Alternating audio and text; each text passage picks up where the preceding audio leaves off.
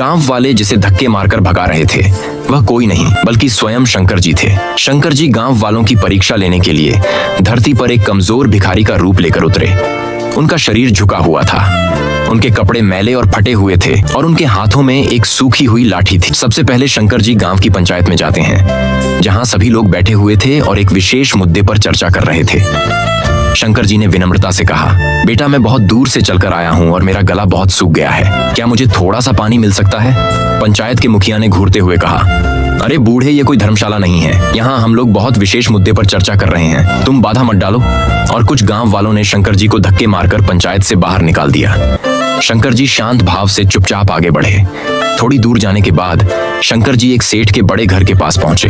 घर के अंदर सेठ बहुत सारे अनाज के बोरों को अपने कई ट्रैक्टरों में रखवा रहा था। शंकर जी ने हाथ जोड़कर कहा, मैंने कई दिनों से कुछ नहीं खाया, क्या मुझे कुछ खाने के लिए मिल सकता है?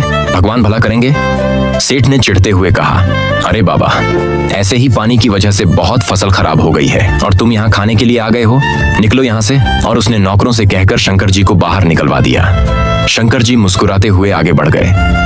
अंत में शंकर जी एक झोपड़ी की तरफ जाते हैं, जहां एक वृद्ध आदमी अपनी बची हुई आखिरी सूखी रोटी खा रहा था। शंकर जी धीरे से बोलते हैं, बेटा मैंने कई दिनों से कुछ नहीं खाया, क्या मुझे कुछ खाने के लिए दे सकते हो?